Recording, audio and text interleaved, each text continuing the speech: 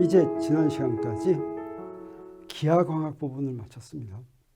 기하광학이란 빛이 파동이라는 성질은 빼고 빛이 단순히 빛이 지나가는 광선이다. 광선의 성질만 가지고 특히 서로 다른 매질의 경계면에서 반사와 굴절하는 성질, 또 매질을 지나가는 속도가 바뀌면 이렇게 휘어 지나가는 성질, 이런 것들을 이용해서 빛에 대한 것을 공부하는 것이었죠. 이제 빛이 파동이라는 점, 그 성질이 바로 뭐냐면 빛이 파동의 특징인 간섭과 회절, 이 두 가지 성질을 보인다고 하는 것입니다. 빛에서 간섭과 회절, 이 두 성질이 아주 대표적으로 나타나는 경우만 다루겠습니다. 사실은 이 광학 부분에서 이 파동 이 부분을 굉장히 광학은 오래된 분야이고 지금도 활발히 연구되는 분야이기 때문에 일반 물리에서도 차지하는 비중이 큰데 나는 비교적 짧게 다룹니다. 그 이유는 광학이 중요하지 않아서가 아니라 사실은 내가 광학을 잘 몰라서 그럽니다. 그래서 그 점은 여러분이 이해를 해주기 바랍니다. 대신 간섭과 회절의 대표적인 경우만을 공부하겠습니다. 간섭은 어디에서 나타나냐면 파동의 중첩 현상을 이용합니다. 이 파동의 중첩은 우리가 1학기 12강에서 우리 공부했었습니다. 그래서 그때 공부한 것을 다시 소개합니다. 파동의 중첩이란, 파동은 매질을 따라서 진동이 전달되는 현상인데 같은 매질에 두 개의 파동이 같이 도달하면 그 매질은 어떻게 진동할까 하는 것이었죠. 그때 중첩이란, 이 중첩은 우리가 전에 전기력 할 때도 했었죠. 두 개의 전기력이 같이 작용한다면 전체적으로 어떻게 작용하냐, 각각이 작용하는 걸 벡터로 한다고 했죠. 여기서도 마찬가지입니다. 각 파동이 정해진 그 매질의 그 위치에 두 개가 오면 각 파동이 원하는 변위, 이것의 벡터합으로 진동한다라고 하는 것이죠. 이것을 뭐라고 부르냐면 두 파동의 중첩이다, 이렇게 부릅니다. 중첩이 영어로는 슈퍼포지션입니다. 그래서 예를 들면 이렇습니다. 양쪽에서 이렇게 파동이 왔어요. 위에 거가 오는 파동입니다. 그 다음에 아래 거가 그 두 개가 이제 보이는 파동이 되겠어요. 그래서 이 두 개가 온다면, 가운데 부분에 오면 둘이 어떻습니까? 아까 그 두 개가 위쪽과 아래쪽이 같을 때는 합하면 0이 되겠죠? 없어지는데, 없어지더라도 지나가고 나면 원래 것이 다시 나타납니다.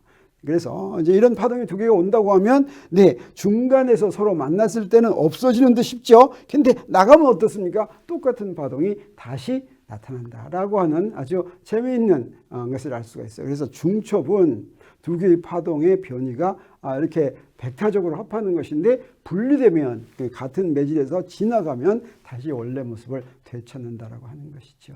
그런데 전자기파도 파동의 일종이기 때문에 이런 두 파동의 중첩이 전자기파에서도 똑같이 성립하고, 물론 빛이 전자기파니까 빛에서도 똑같이 성립한다라고 말하는 것입니다.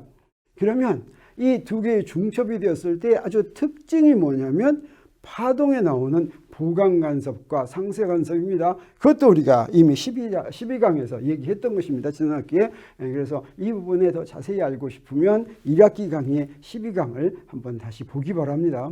그래서 파동의 간섭은 두 개의 파동이 만났을 때 나타나는 현상인데, 그때 극단적인 경우가 어떤 경우냐면 보강간섭이 있고 상쇄간섭이 있습니다. 이 보강간섭은 두 파동인데 두 파동이 똑같은데 위상도 똑같이 이렇게 들어온다라고 하겠어요. 위상이 이렇게 똑같이 들어오면 어떻습니까? 진폭이 2배가 되는 그런 파동이 생기죠.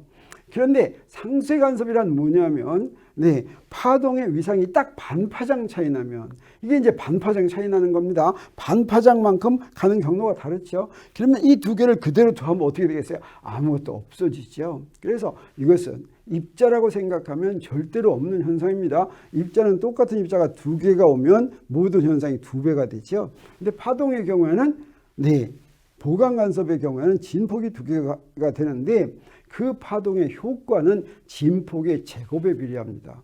그래서 두 파동이 보강간섭이 일어나면 효과는 어떻게 되냐? 4배가 된다라고 하는 것이죠. 빛 같으면 밝기가 4배가 된다라고 하는 것입니다. 그런데 상쇄 간섭하면 어떻게 됩니까? 없어진다라고 하는 것입니다. 이게 바로 파동의 가장 대표적인 성질이라고 하겠습니다. 그러면 우리가 앞에서도 한번 얘기했는데 빛이 파동이라는 것을 보여준 결정적인 증거가 1803년 토마스 영의 이중 슬릿이었죠. 이중 슬릿에서 슬릿이란 구멍을 얘기합니다. 조그만 구멍. 그래서 그 구멍을 통과한 빛이 간섭하는데 그때 간섭해서 무늬가 나타납니다. 이렇게 무늬가 나타나는데 어떻습니까? 만약에 여기 구멍이 2개가 있는데 이것이 파동이 아니라면 어떤 일이 벌어지냐면 이렇게 갔을 때 여기에 2군데 밝은 빛이 나타납니다. 보통 우리가 이 창문에다 구멍을 2개를 뚫어놓고 빛을 이렇게 보여주면 어떻게 됩니까? 2군데 밝게 되죠. 바로 그래서 빛이 파동이 아닌 줄로 알았던 것입니다. 근데 파동에서는 어떠냐? 내 여기에 그대로 가서 그 2점 사이의 가운데 부분, 여기는 어두워야 되겠죠. 근데 이 경우는 어떠냐면 가운데 부분이 오히려 밝습니다. 그리고 밝고 어둡고 밝고 어둡고가 이렇게 반복되는 이 무늬, 이것을 바로 간섭무늬라고 하는데 이 간섭무늬가 바로 파동의 특징인 것입니다. 그래서 구멍 2개를 통과했을 때 이런 간섭무늬가 나타나면 이거는 파동이구나. 여기에 만약에 모래를 떨어뜨린다면 거꾸로 해놓고 모래를 떨어뜨리면 어떻게 되겠어요? 양쪽에 여기 구멍이 2개 있는데 모래를 구멍을 통해서 떨어뜨리면 양쪽에 그 모래더미는 2군데가 생기겠죠. 만약에 이렇게 생긴다면 모래더미가 여러 군데가 생긴다면 모래가 파동이다. 이런 생각을 할 수 있을 것입니다. 그래서 바로 이 간섭무늬가 바로 파동이라는 특징이다라고 하는 것이죠. 그러면 이때 이 밝은 무늬는 어떻게 해서 생긴 것이냐면 바로 보강 간섭을 한 것입니다. 그리고 어두운 무늬는 바로 상쇄 간섭을 한 것이죠. 그래서 이렇게 보강 간섭과 상쇄 간섭 때문에 이중 슬릿 무늬가 생긴다라고 하는 것입니다.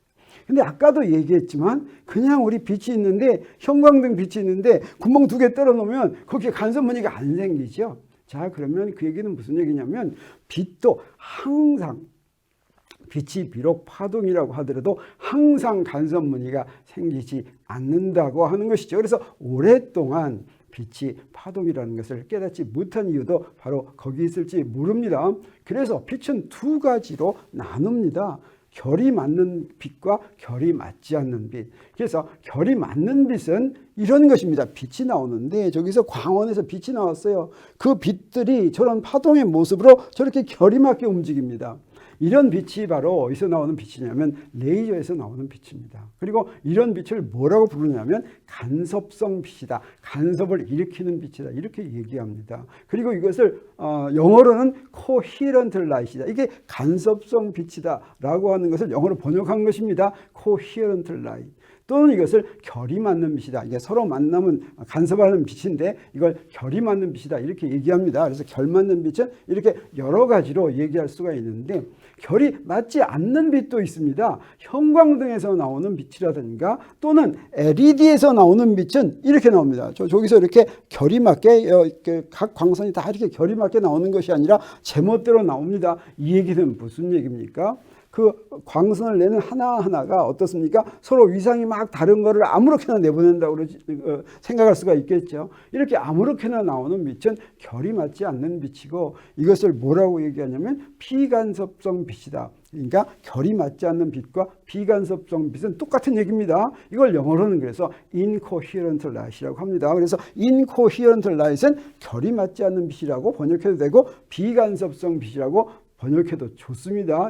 이런 빛은 2빛이 만나더라도 간섭을 일으키지 않습니다. 결이 맞는 빛은 여기에 이중 슬릿 실험처럼 이렇게 간섭 무늬가 나온다고 한다면 우리 결이 맞지 않는 빛을 쏘면 우리 연극 무대에서 어떻습니까? 양쪽에서 이렇게 조명을 하죠. 그랬을 때 여기가 그 간섭 무늬가 나타나지 않고 오히려 여기서 1이라는 빛을 쪼여주고 여기서 2라는 빛을 쪼여주면 이건 어때요? 2배로, 4배가 아니라 2배로 밝아지죠. 네, 이것은 바로 비간섭성 빛을 쪼였기 때문이다. 이렇게 얘기할 수가 있습니다. 그래서 간섭 무늬를 얻으려면 반드시 결이 맞는 빛 2개를 보내줘야 되겠습니다.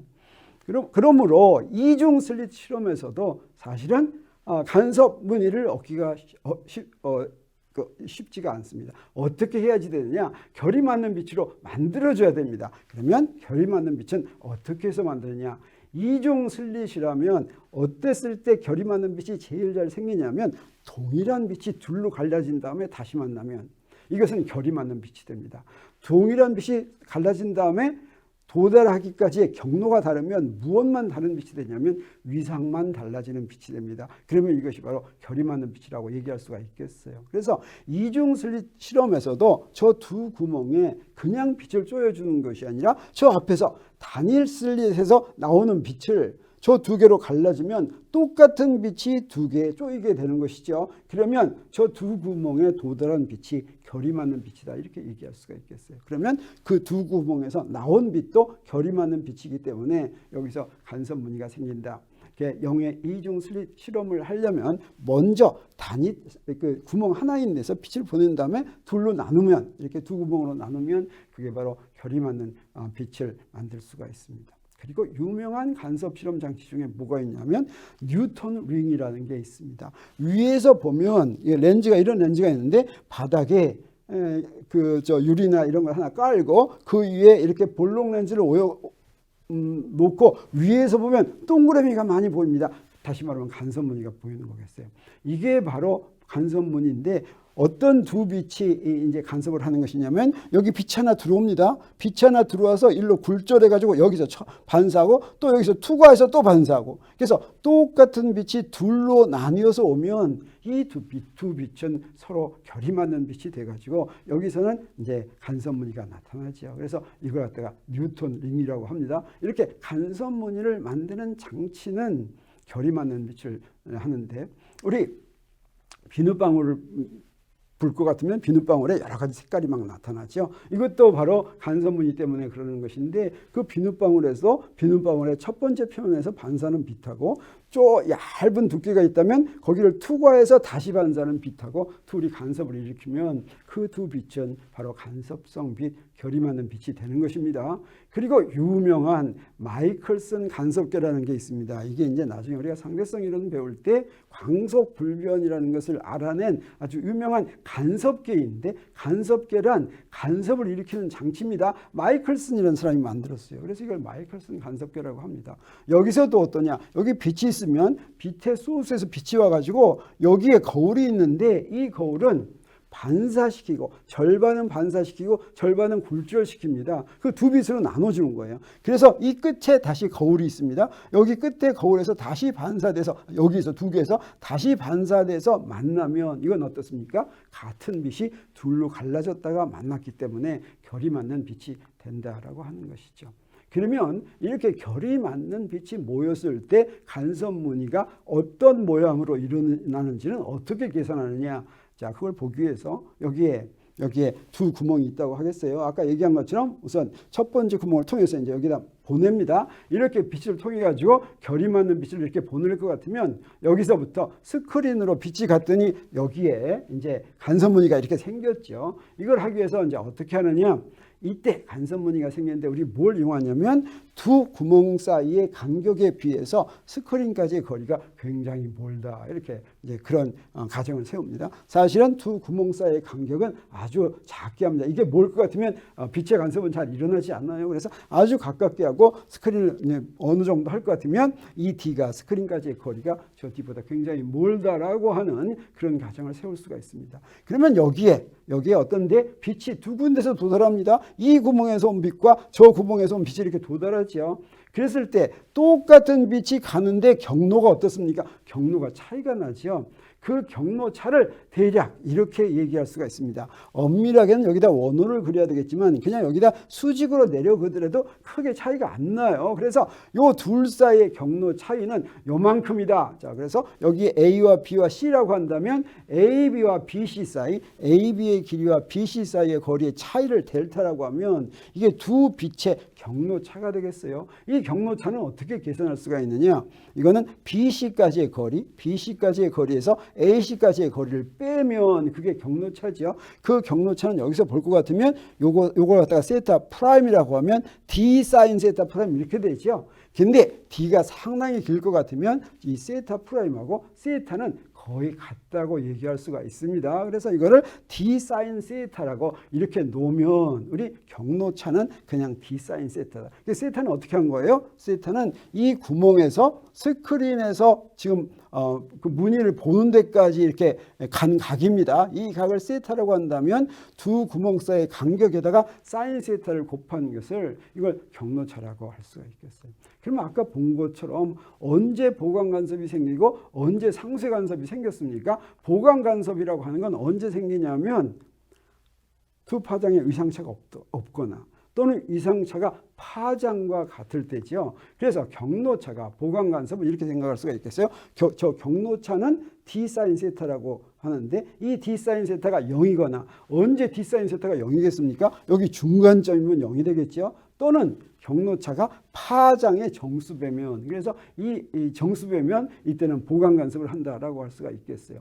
그런데 여기에 상쇄 간섭은 어떠냐면 파장의 정수배에다가 반파장만큼 차이 나면 되죠. 그래서 여기 파장의 정수배에다가 반파장만큼 더 차이 나면 그러면 이거는 상쇄 간섭이 될 수가 있겠습니다. 그러면 이 m은 어떤 값을 갖겠습니까?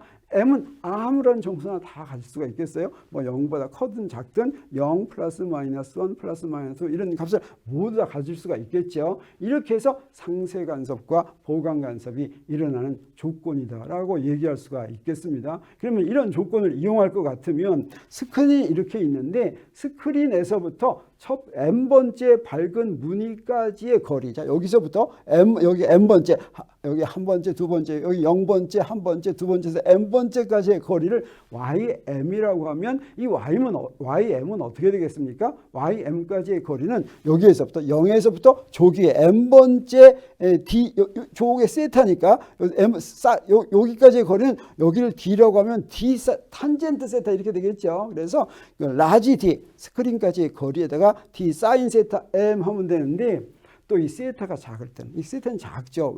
왜 작습니까? 저거에 비해서 이게 거리가 굉장히 멀면 세타는 작아요. 그러면 탄젠트 세타는 사인 세타하고 거의 같죠. 그래서 이것을 d 사인 세타라고 놓을 수가 있는데 사인 세타 m이 바로 뭐였습니까? 보강 간섭에 의해서 m 문제는 사인 세타 m은 d분의 m 람다 이렇게 되겠어요. 그래서 여기다가 d분의 m 람다를 딱 집어넣을 것 같으면 바로 이런 꼴이 되죠. 그래서 이게 n번째까지의 스크린에서 n번째까지 무늬의 거리가 되고 그 다음에 이걸 볼 것 같으면 어떻습니까? m이 1, 2, 3, 4 하면서 간격이 다 같다는 걸 알 수가 있겠죠. 그래서 밝은 무늬 사이의 간격은 어떻게 되냐면 m 플러스 1번째에서 n번째 그거 빼면 이게 간격이죠. 그래서 그 간격은 스크린까지의 거리에다가 d분의 람다. 이 람다는 여기에 보낸 빛의 파장입니다. 이렇게 빛의 파장을 보내줄 것 같으면 자 이런 간격이 생긴다. 이게 바로 이중 슬릿 실험의 무늬의 그 위치를 우리가 계산할 수 있는 방법입니다. 자, 그래서 정리하면 이렇게 되네요. 네, 빛의 간섭은 어떻습니까? 모든 빛이 다 일어나는 게 아니라 결이 맞는 빛 사이에서만 일어납니다.